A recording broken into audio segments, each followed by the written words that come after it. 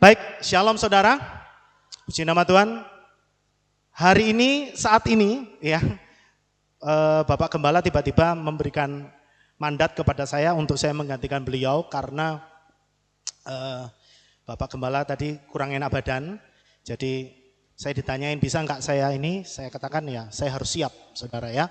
Nah sebelum kita akan mendengarkan firman Tuhan, saya mengajak sekali lagi kita berdoa untuk Bapak Gembala supaya Bapak Gembala diberikan pemulihan dengan cepat ya. Karena kita tahu sekarang ini setan lagi gencar-gencarnya saudara.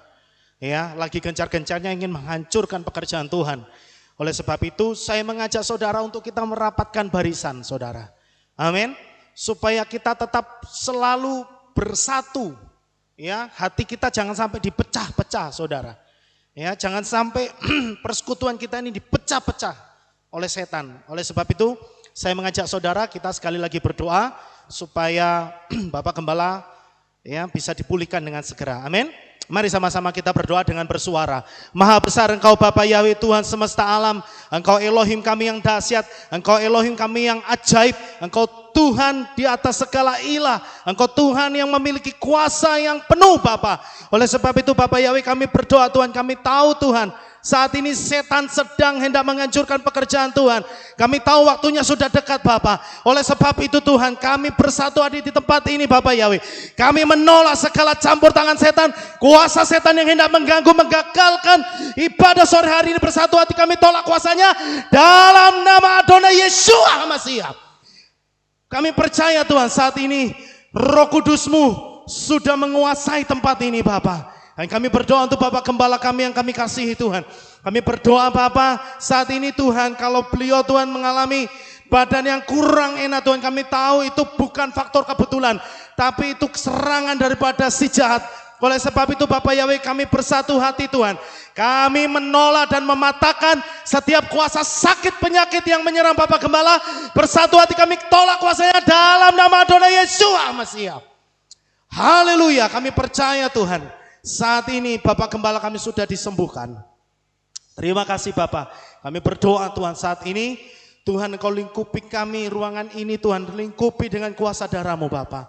Sehingga setiap firman-Mu yang ditaburkan Tuhan. Tidak dicuri oleh si jahat. Tapi biarlah masuk di dalam hati kami.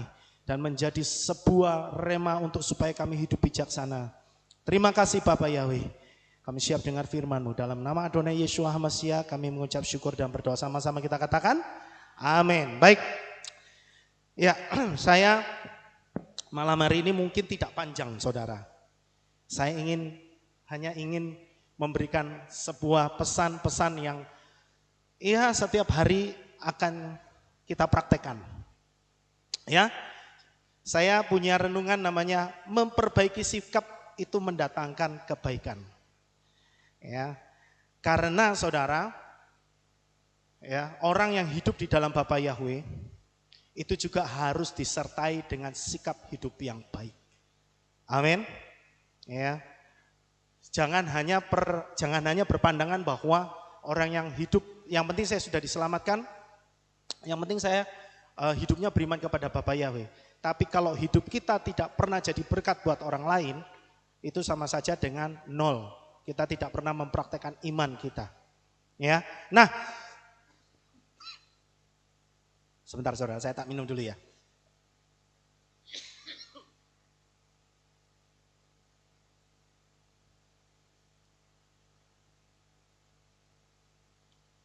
Oke. Nah, ada banyak hal yang sepele yang kita tidak perhitungkan dalam hidup kita, saudara. Ya. Yang tidak kita perhitungkan dalam hidup sehari-hari. Yang kita anggap, itu kan sepele.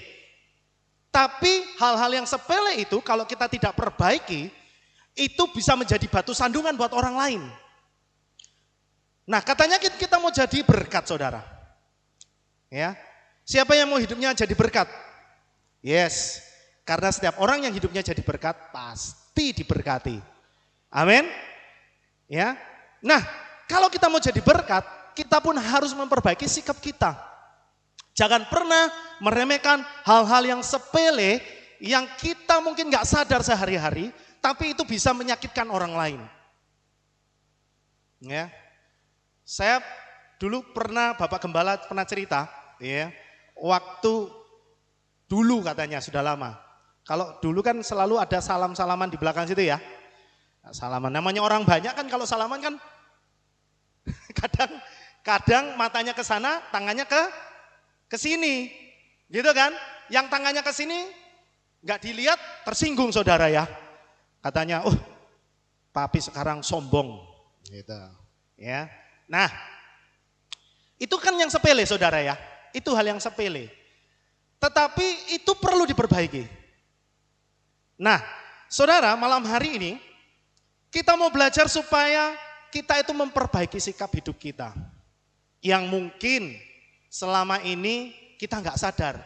Kalau ternyata itu salah. Ternyata itu membuat orang lain jadi tersandung. Gitu. Padahal kita nggak punya masalah dengan orang itu. Terima kasih Kogun, terima kasih Bapak Ibu berkati. Sebentar ya saudara ya, ini kayak ceket gitu loh saudara ya.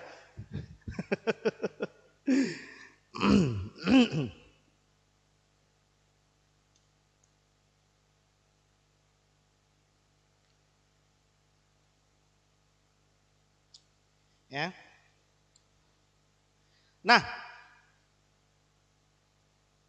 Yesua ngomong, ya, ketika kita itu percaya kepada Dia, di dalam Kisah Rasul pasal 1 ayat 8, atau saudara bisa baca di dalam Matius pasal 28 ayat 19 sampai 20, di situ dikatakan bahwa setiap orang yang percaya itu harus dibaptis, kemudian diajar, kemudian menjadi saksi.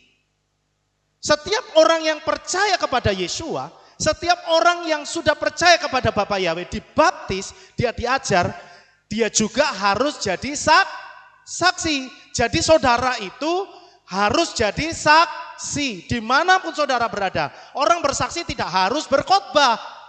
Gitu. Orang bersaksi itu tidak harus berkhotbah, tapi dari gaya hidup saudara itu sudah menunjukkan bahwa saudara sedang bersaksi, gitu loh. Paham saudara? Ya. Dari sikap hidup saudara sehari-hari, dari sikap saudara bekerja, dari saudara itu melakukan pekerjaan saudara, dari saudara ngomong kepada orang lain, itu sudah menunjukkan cara saudara bersaksi. Kalau saudara katanya jadi saksi tapi saudara nipu sana sini, apakah itu bisa jadi saksi? No, tentu tidak. Dengan cara saudara guyonan saja, itu saudara sudah jadi saksi loh. Bayangin, kalau saudara ketemu sama orang dan saudara guyonannya suka ngomong miso-miso, ngomongin yang porno-porno, lo itu jadi saksi loh. Ya kan? Terus saudara mau itu kan cuma guyon. Ya kalau saudara guyon, maaf, yang guyon yang porno-porno, saudara sama istri saudara sih nggak masalah. Saudara dengan suami saudara sih nggak masalah menurut saya. Tapi kalau saudara tiap ketemu sama orang, kalau guyonan porno-porno, ketemu orang sama orang lain lagi ngomong yang porno-porno, orang akan ngecap saudara apa? Saudara akan dicap apa? Hah? Cabul. Betul nggak? Meskipun itu hanya guyon, saudara. Tetapi itu sikap yang orang anggap sepele, tapi itu jadi batu sandungan buat orang lain.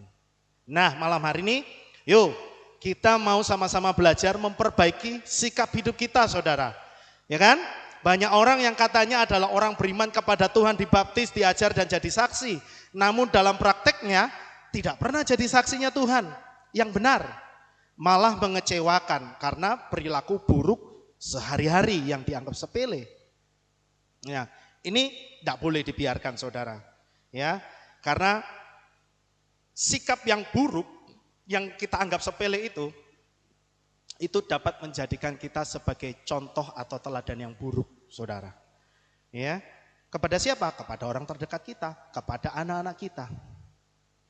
Oleh sebab itu, malam hari ini saya menyampaikan sesuatu yang ini praktek hidup sehari-hari.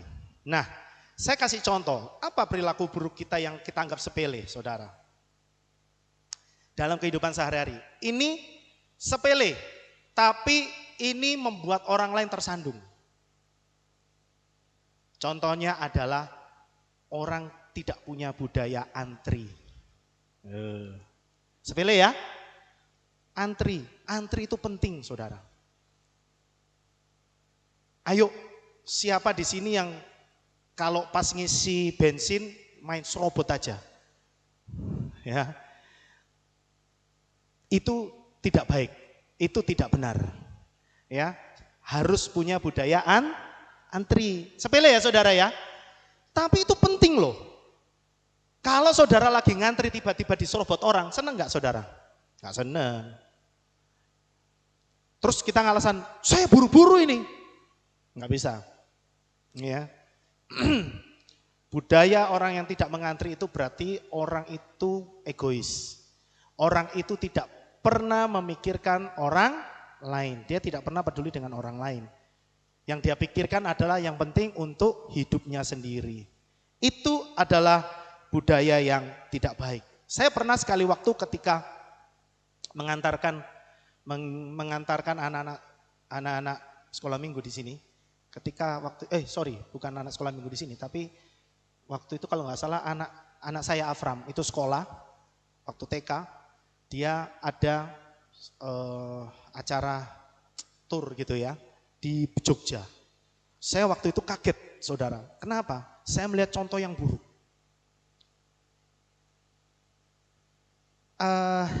Waktu mau masuk ke wahana permainan itu kan harusnya antri loket ya. Dan itu antriannya panjang, saudara. Antriannya panjang. Saudara tahu? Saya ngelihat ada satu contoh yang tidak baik.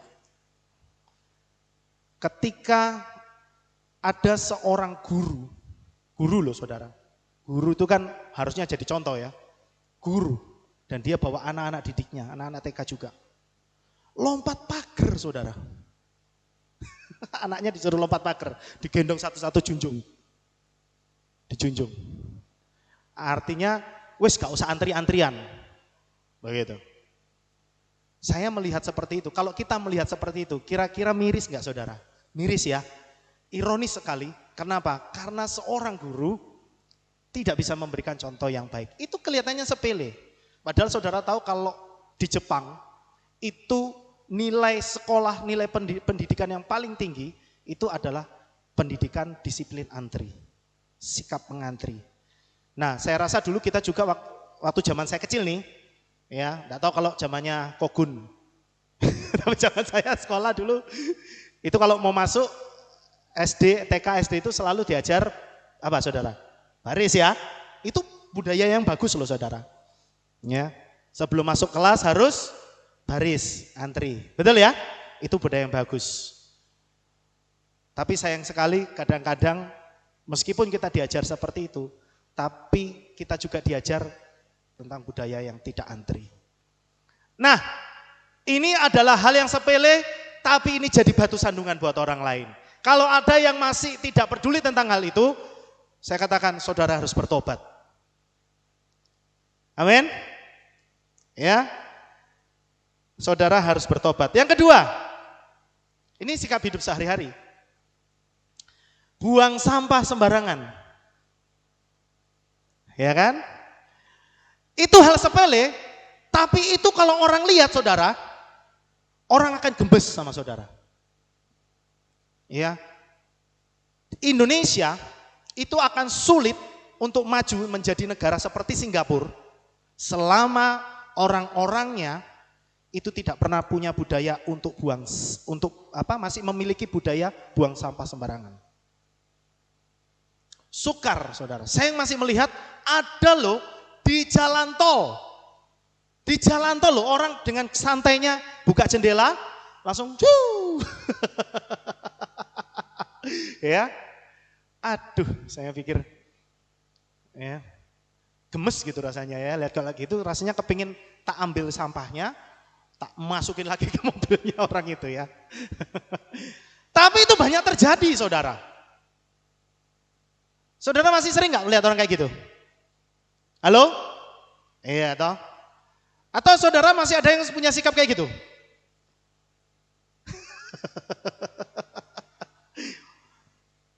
Kalau ada orang, wah, buang sampahnya di tempat sampah. Tapi begitu sepi, udah buang ya. Ya, ayo kita sama-sama berubah, saudara. Ya, itu hal-hal yang sepele. Tapi kalau dari hal yang sepele kita tidak bisa jadi berkat buat orang lain, bagaimana hal-hal yang besar kita bisa jadi berkat? Itu hal yang sepele. Ayo, makanya ada slogan bagus juga menurut saya. Kebersihan adalah sebagian dari iman. Kelihatannya nggak nyambung ya. Tapi kalau coba saudara perhatikan, itu nyambung loh saudara. Nyambung loh itu saudara. Ya itu tadi contohnya. Kalau saudara punya budaya masih buang sampah sembarangan, itu menunjukkan bahwa engkau tidak punya iman yang baik. Ya, itu hal yang sepele. Di pastori kita nih, di kehilat kita nih, tempat sampahnya sedikit. Ya. Jadi saudara mau makan permen kek, mau makan apa, cari tempat sampahnya. Jangan sampai dibuang sembarangan. Saya kadang masih melihat di sini setelah perayaan, waduh, habis perayaan itu semua banyak sampah berceceran. Tapi untung ya Tuhan gerakkan orang-orang yang mengasihi kehilat kita, yang tergabung di dalam K3. Mereka mau dengan sukarela, saudara. Ya, bersihin sampah kita. Nah, ayo saudara, ya, ini hal yang sepele, tapi Tuhan mau supaya kita itu jadi orang yang jadi berkat. Amin.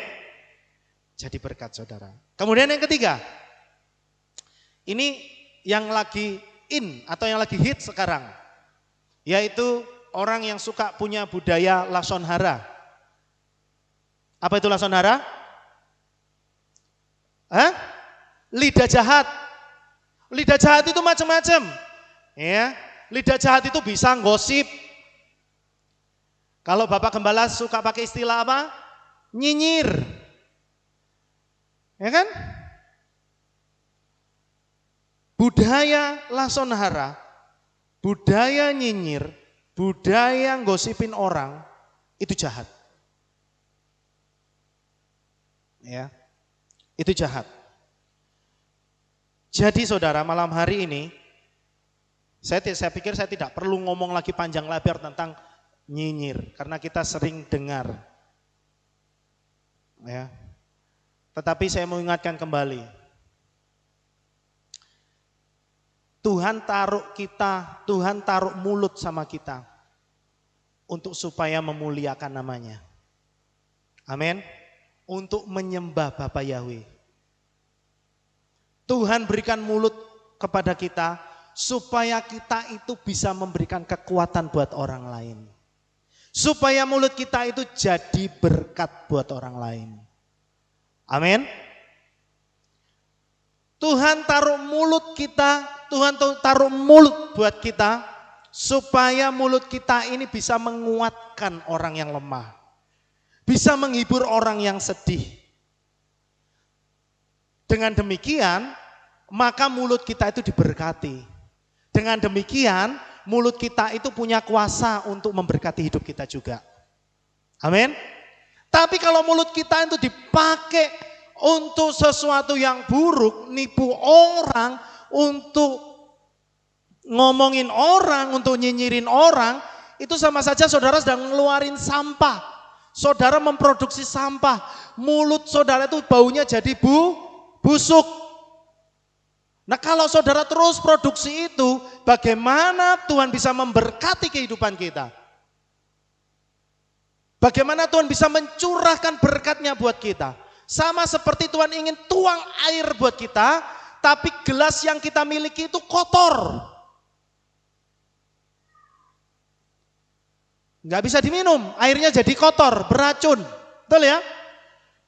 Nah sama mulut kita itu kalau kotor terus, gimana Tuhan bisa mau memberkati kita? Sedangkan mulut kita pakai untuk hal-hal yang tidak baik. Ngomongin si A, ngomongin si B, kritik si A, kritik si B, nggak habis-habisnya saudara. Dan saya pernah nemuin orang kayak gitu. Setiap kali ketemu sama saya ngomongnya tentang kejelekan orang. Dia nggak suka sama inilah, dia nggak suka sama itulah. Banyak yang dia nggak suka. Dia kepahitan sama ini, dia kepahitan sama itu. Tidak pernah ada hal yang baik yang keluar dari dalam mulutnya. Dan saya lihat, terakhir kali saya lihat, sekarang saya nggak tahu kabarnya di mana orang itu. Tapi terakhir saya lihat orang itu sakit stroke. Lah saya ngomong orang bukan berarti orang yang sakit stroke pasti orangnya kayak gitu, bukan. Tapi karena saya melihat orang itu di dalam hatinya banyak kepahitan, otomatis tubuhnya tidak bisa memproduksi hal yang baik, tidak bisa memproduksi sesuatu yang baik. Tetapi tubuhnya itu memproduksi racun. Gitu loh saudara. Jadi kalau hati kita itu penuh kepahitan, penuh kebusukan, iya pasti tubuh kita pasti produksinya apa? Racun. Dan orang itu akan cepat sakit. Begitu.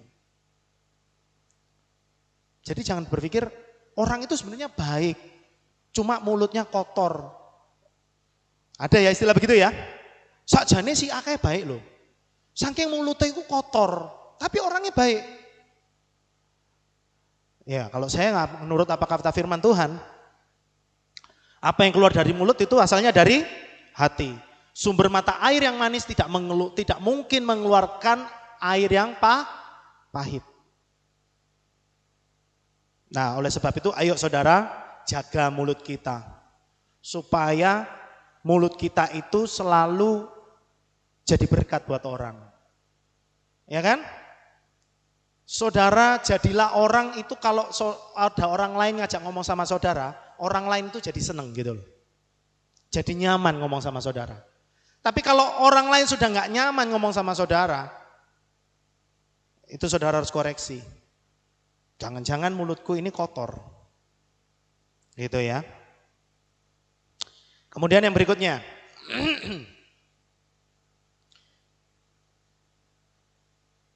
Budaya ingkar janji. Iya. Ingkar janji. Dulu sebelum menikah janjinya selangit, saudara. Begitu menikah sudah 10 tahun, waduh janjinya ditagih, nantilah. Ya, nggak kelakon-kelakon saudara. Ya, ini biasanya para pria-pria buaya. Ya, makanya jangan jadi pria-pria buaya. Ya, tapi harus jadi pria-pria sejati. Tapi saya nggak ngiklan loh dia. Maksudnya apa saudara? Ya, biasanya yang suka janji-janji ini kan yang laki-laki ya. Halo bapak-bapak. Ya, Om G dulu janji apa aja sama Tante Lucy? Sudah digenapi semua ya Om ya? Sudah ya? Nah, maksudnya gini saudara, ya, kalau kita ngomong itu harus ditepati.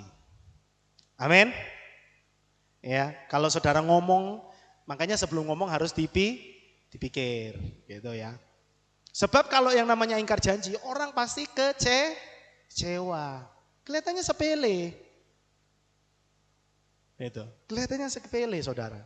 Tapi kalau kita itu sering ingkar janji, jangankan manusia, Tuhan pun bisa kecewa. Ya, ayo, saudara, ini hal-hal yang sepele. Tapi ini biarlah menjadi sebuah peringatan buat kita. Amin. Kalau saudara ngomong itu harus ditepati. Iya, bukan berarti saya itu orang yang sempurna. Saya pun belajar banyak hal yang saya masih belum bisa tepati. Nah, oleh sebab itu ayo kita sama-sama belajar. Jadi orang yang tidak mengumbar janji. Amin. Ya. Tapi kalau saudara sudah janji, ya harus ditepati. Itu. Kemudian berikutnya, budaya suka mengumpat. Nah, itu sama seperti yang saya katakan tadi, ya, lasonhara, budaya mengumpat. Saya masih menemui banyak orang-orang yang sudah melayani Tuhan. Tapi dikit-dikit sudah suka ngumpat, saudara. Dikit. Ya, saya pikir saya nggak perlu kasih contohnya ya. Nanti kalau saya kasih contohnya ditiru sama anak-anak kecil ya. Tapi kalau mengumpat itu saudara pasti tahu ya. Itu kan binatang Ragunan keluar semua. Ya kan? Keluar semua itu pasti. Dikit-dikit keluar, dikit-dikit keluar. Ada yang lebih parah lagi, orang yang latah. Saudara, saya kasih tahu, hati-hati, jangan latah, saudara. Bahaya loh. Ya. Kenapa? Karena latah itu berawal dari sesuatu yang dibuat. Supaya kelihatan apa? Lucu. Gitu ya. Terus ngomong. Ya kan? Gajah. Gitu kan? Kelihatannya lucu, saudara. Tapi kalau ada saudara yang punya kebiasaan itu, saya katakan, saudara harus bertobat. Ya, karena itu saudara bisa dimanfaatin tuh. Dan itu kebiasaan yang tidak baik.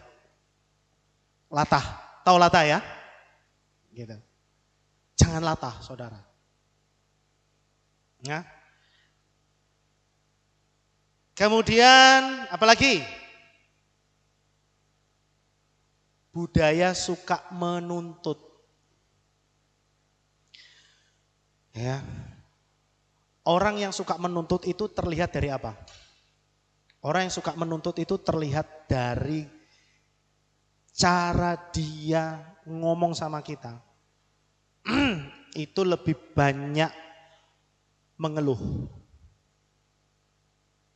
Coba saudara perhatikan kalau ketemu sama orang dan dia selalu cerita tentang kehidupannya yang susah, hidupnya yang sulit. Ya memang tidak bisa dipungkiri, setiap orang punya masalahnya sendiri, betul? Setiap orang itu pasti punya masalahnya. Dan saya katakan, hidup ini memang sebuah perjuangan. Tapi percayalah, ketika saudara berjalan bersama Tuhan Yesua, saudara itu disertai dan saudara diberi kemenangan. Amin. Tapi kalau isinya setiap kali saudara cerita curhat sama orang, curhat di FB, curhat seolah-olah supaya orang lain tahu. Loh, bukan berarti saudara nggak boleh curhat, boleh. Tapi jangan ngumbar ke semua orang gitu loh. Nggak perlu saudara itu ngumbar di medsos supaya orang lain tahu kesedihan saudara dan orang lain tanya gitu. Ada apa? Gitu ya. Ya. Saudara boleh curhat. Curhatlah kepada orang-orang yang tertentu yang saudara percayai. Itu untuk apa sih maksudnya orang curhat itu? Apa sih tujuannya orang curhat? Supaya plong. Betul ya? Apakah orang yang Anda ajak curhat itu terus bisa memberikan solusi kepada saudara? Belum tentu. Ya kan? Ketika orang curhat sama saudara, mungkin kebanyakan saudara begini. Oh iya, kita berdoa saja. Ya kan? Betul nggak?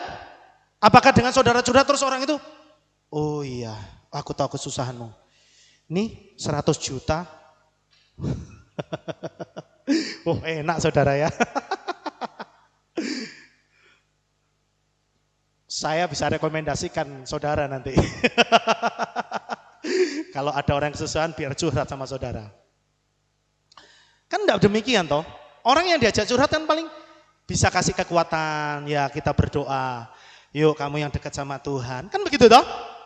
Saudara dikasih omongan begitu aja biasanya apa? Sudah plong. Plong gitu kan. Paling enggak ada orang yang mengerti kesusahanku. Tapi jangan diumbar ke semua orang, saudara.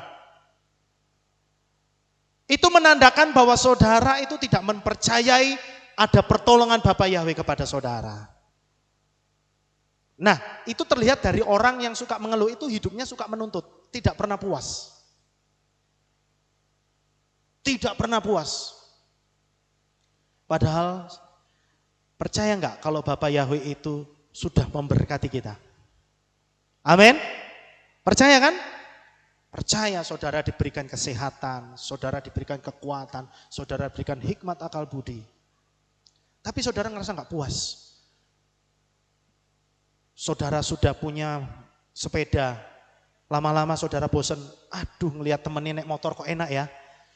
Saudara kepingin lagi minta sama Tuhan, Tuhan kasih motor. Begitu naik motor dapat motor seneng kan, lama-lama saudara lihat teman saudara bawa mobil dan saudara kehujanan, saudara kepingin mobil. Gak salah, Tuhan kasih mobil, bersyukur Tuhan kasih mobil. Ya kan, sudah punya mobil seneng ya.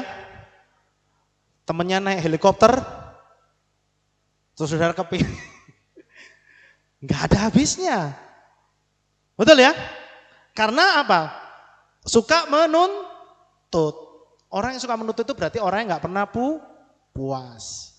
Bukan berarti saudara nggak boleh punya mimpi, boleh punya mimpi. Bahkan Bapak Gembala ajarkan supaya kita itu harus punya mimpi. Tapi bukan berarti saudara terus jadi orang yang tidak pernah puas gitu loh. Jadilah orang yang selalu bersyukur. Dengan bersyukur itu saudara akan bisa menikmati hidup saudara. Ya. Kalau saya pas pingin makan di luar, ya, duit saya kurang, ya kan? Saya makan di Pastori. Makanya, di Pastori itu makannya itu beragam loh saudara ya. Saudara kadang-kadang Pastori itu masaknya steak. Kadang-kadang rendang. Ya tak? Tapi kadang-kadang sup tahu sama wortel. Ya kan? Kadang-kadang keringan saudara. Ya. Nah, kalau saya menghadapi seperti itu, langsung mindset saya tak rubah. Sup, gitu ya. Ini anggap makan di asrama. Ya, kenapa? Kalau di asrama itu saudara ya, seperti yang pernah saya alami sih, saya nggak tahu saudara pernah nggak mengalami. Kalau yang namanya anak asrama, itu saudara, bener. Ya, yang tadinya mungkin selera makannya maunya rawon soto. Kalau di asrama jangan ngomong rawon soto saudara. Ya, saudara tahu yang namanya sup merdeka. Sup merdeka itu isinya adalah tahu putih dan wortel. Kuahnya dikasih garam sama micin ya. Enak gak enak? Ya wes itu. Ya. Memang kalau saudara ngomong gak enak terus bisa berubah jadi steak, wah gak mungkin saudara ya. Makanya buat anak kos-kosan, kenapa Indomie itu barang mewah saudara? Ya. Ini maaf bukan promosi ya. Kalau sebut merek karena itu sudah membranded sih ya. Mie goreng instan, itu barang mewah saudara. Ya, betul enggak Dio? Siapa yang pernah kos di sini? Yang pernah asrama siapa? Siapa yang pernah tinggal di asrama? Kos-kosan lah. Anto ya. Anto waktu kehabisan duit makan Indomie enak enggak? Apa? Belum kehabisan. Haleluya, bersyukur ya. Soalnya kalau dulu saya, uang sangu saya tuh mepet saudara. Ya. Kalau dulu tahun 97 saya SMA ya kelas 1 97 itu uang saku saya seminggu loh saudara. Seminggu itu 20.000. Seminggu. Tapi Indomie waktu itu masih harga Rp300 satu. Nah, perhitungannya adalah kalau saya berangkat naik bis nih dari rumah saya ke kota yang tempat saya sekolah itu namanya Jember. Itu naik bis berangkat bayarnya itu kalau nggak salah 7.000. Sorry, bukan. Berangkat itu kalau nggak salah bayar 4.000 kalau nggak salah. Kalau nggak 3.500, 4.000 lah sekitar itu. Tapi kalau naik Patas, saudara tahu Patas ya? Itu kan lebih mewah ya. Itu 5.000. Nah, kalau saya mau cepet naiknya Patas 5.000. Pulangnya dari Jember ke tempat saya 3.500. Jadi sudah 20.000 kelong berapa itu saudara? Tinggal 11,5 ya. Nah, 11,5. Jadi caranya supaya ngirit, tak beli ke mie goreng semua saudara. Ya, saya beli mie goreng. Tapi puji Tuhan saya enggak kanker saudara ya. Karena kalau makan mie goreng terus tuh bisa sakit kanker loh saudara. Ya. Nah, kalau kemana-mana itu nebeng temen, caranya begitu. Ya. Jadi saudara bisa bayangin ya. Kalau orang itu hidupnya nggak pernah puas, pasti dari mulutnya keluar kata-kata keluhan, mengeluh. Dan saudara tahu apa yang membuat orang-orang Israel itu dihukum sama Bapak Yahweh? Karena suka mengeluh. Betul ya? Gitu. Dikasih mana masih mengeluh. Tapi memang kalau tak pikir-pikir sakjane ya mesakne juga saudara ya. Saudara mana itu kan katanya roti surgawi. Rasanya manis. Belum pernah ada yang makan pasti. Selain mereka, betul ya? Karena itu roti yang terbentuk dari embun katanya. Dahsyat. Tapi ya sehari, 2 hari, wah senang saudara pasti ya. Setahun. Ya kan? 2 tahun. Ya itu manusia lah. Makanya Tuhan Bapak Yahweh masih tolerir lah. Ya sudah aku ngerti kamu bosan. Kasih manuk, ya atau burung ya kan? Kasih burung apa? Burung puyuh. Oh enak burung puyuh itu saudara. Ya kan? Apalagi kalau makan kepalanya itu ya. Krius gitu. Saudara bisa bayangin ya. Nah, saya jadi ingat saudara. Menurut saudara, orang yang tiap hari makan sate kambing sama orang, ada penelitian karena orang yang tiap hari si A dikasih sate kambing, yang si B dikasih tahu. Kira-kira menurut saudara selama sebulan mana yang orang yang darah tingginya naik? Yang kena darah tinggi? Yang kambing toh? Ternyata salah. Enggak, orang yang makan sate kambing setiap bulan, selama sebulan, malah happy hidupnya. Soalnya yang makan tahu, ngomong gini, tahu meneh. Tahu ya saudara ya? Tahu meneh, kan bosen saudara ya. Tiap hari suguhi tahu. Kira-kira blutrek gak saudara? Mesti blutrek. Nah kalau sudah gitu kira-kira tensinya naik gak? Oh naik saudara ya. Nah, enggak ini cuma guyon aja. Nah, maksud saya begini, jadi kembali lagi kepada firman Tuhan. Ayo kita jadi sama-sama orang yang punya hati bersyukur. Amin. Setiap hari kita berdoa. Ya. Biarlah isi doa kita itu bukan cuma minta, tapi kita memberkati orang lain. Amin. Coba saudara praktek deh. Ketika saudara itu isi doa saudara itu memberkati orang, mestilah saudara itu diberkati. Mestilah saudara itu kecipratan. Amin. Ya. Jadi malam hari ini saudara, ya. Jadi malam hari ini saya katakan jadilah orang-orang yang memiliki karakter yang baik. Perbaiki sikap hidup kita. Supaya hidup kita itu jadi berkat. Supaya orang lihat kita itu, wah, aku kalau ngelihat Mas Obed itu kok enak ya. Hidupnya kayak enak ya. Meskipun kita tahu mungkin Dalam kesehariannya Mas Obed ya ada masalah-masalah tertentu ya Mas Obed. Tetapi biarlah orang melihat begini. Aku kalau ngelihat Mas Obed itu hidupnya kayaknya benar-benar diberkati. Nah orang ini jadi rindu untuk mengenal Tuhannya Mas Obed. Paham saudara?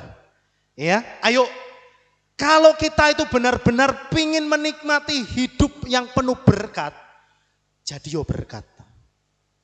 Amin. Dari sikap hidup kita.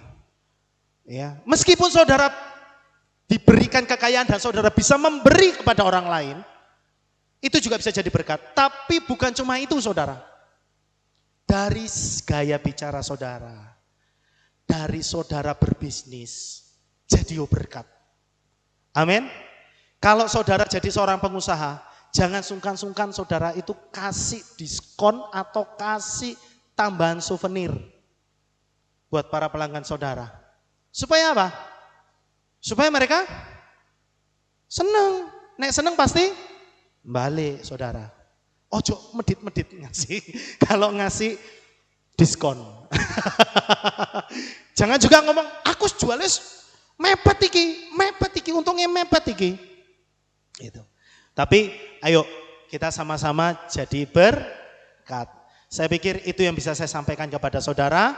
Ayo menjelang kedatangan Tuhan Yesus yang kedua kali, jadilah kita orang-orang yang menyenangkan hatinya Bapa Yahweh, juga menyenangkan banyak orang. Supaya apa? Hidup kita itu diberkati. Bapa Yahweh memberkati saudara sekalian. Mari sama-sama kita berdoa. Terima kasih Tuhan, terima kasih Bapa Yahweh malam hari ini. Biarlah renungan yang singkat ini Tuhan, renungan yang ringan ini, Tuhan menjadikan kami orang-orang yang bisa menjadi teladan yang baik bagi orang lain. Pakai kami Tuhan, karena kami percaya setiap kami dipilih untuk menjadi saksi yang baik, saksi yang benar, sehingga orang lain melihat kehidupan kami itu benar-benar kehidupan kami diberkati. Terima kasih Bapak Yahweh, kami mengucap syukur buat malam hari ini. Biarlah firman-Mu menjadi berkat buat kami semua. Di dalam nama Adonai Yeshua HaMashiach, kami mengucap syukur dan berdoa sama-sama kita katakan, amin. Baik saudara, kita akan melihat pengumuman. Shalom, kita berjumpa kembali dalam Aleph Tau Breaking News. Berikut akan kami sampaikan pengumuman untuk minggu ini. Info 7 Hari Raya. Hadirilah hari raya yang ditetapkan oleh Bapa Yahweh. Hari Raya Shavuot yang akan dilaksanakan pada hari Minggu 16 Mei 2021 pukul 5 sore. Dengan tema Berjalanlah dalam Torah Yahweh, bersukalah dalam kebaikannya. Ibadah Minggu pagi digabung sore. Info ibadah anak. Ibadah anak sudah kembali dilaksanakan. Untuk mempermudah anak-anak datang ke Kehilat, Divisi Ibadah Anak menyediakan fasilitas bagi anak-anak yang ingin diantar jemput. Untuk info lebih lanjut, dapat menghubungi Ibu Rahma dengan nomor 0813 2623 8338. Info multimedia. Bagi Bapak atau Ibu dan Saudara yang rindu melayani di bidang multimedia, LCD, kameramen, editor dan live streaming, dapat menghubungi Saudari Welly dengan nomor 0882 2533 9832. Info Youth.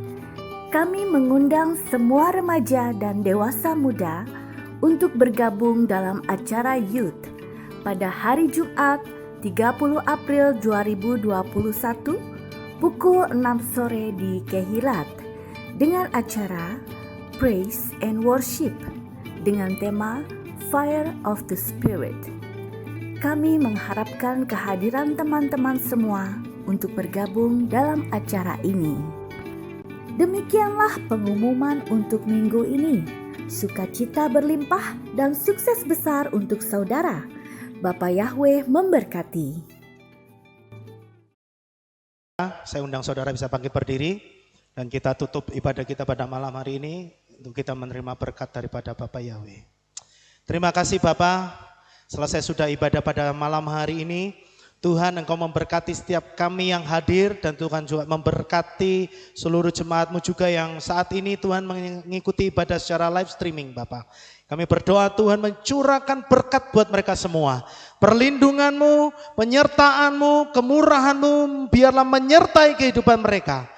Bapa Yahweh kami berdoa Tuhan, biarlah Engkau membuat apa yang dikerjakan oleh mereka menjadi berhasil.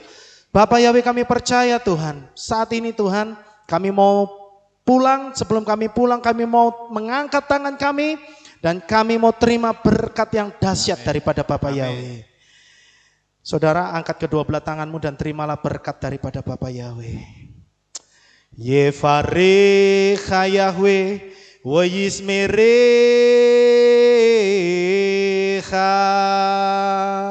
Amen. Yair Yahweh panaweleka wikunecha.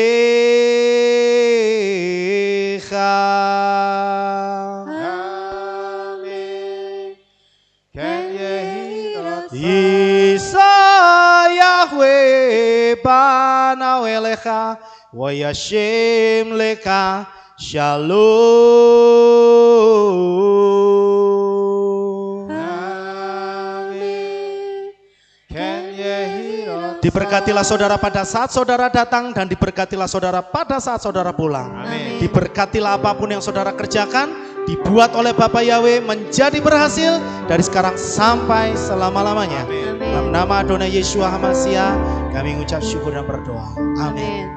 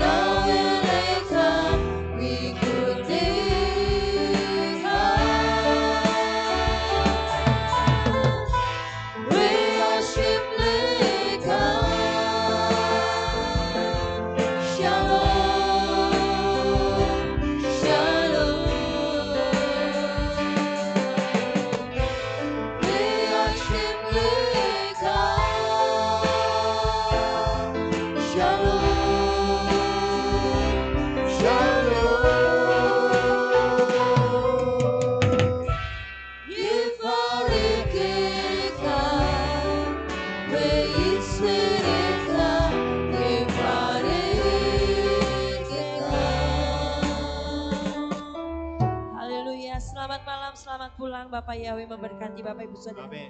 Amin.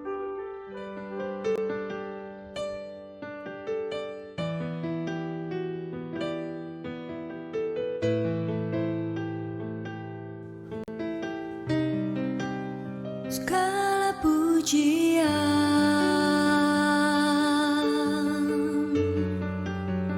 hanya untuk-Mu Tuhan, segala kehormatan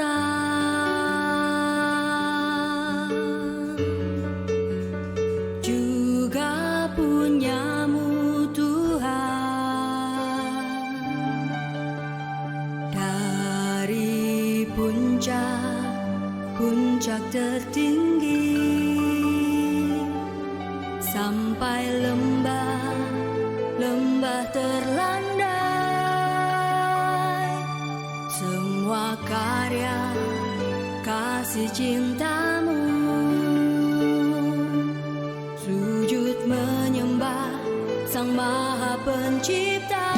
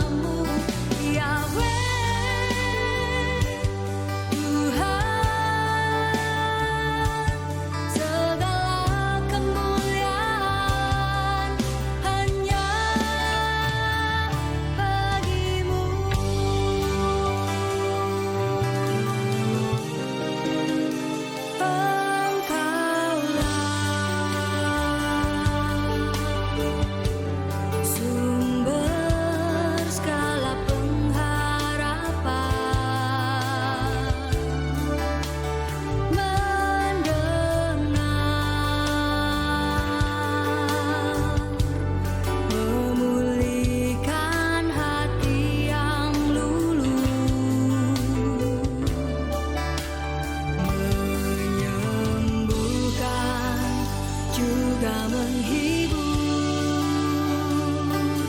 Duka lara menjadi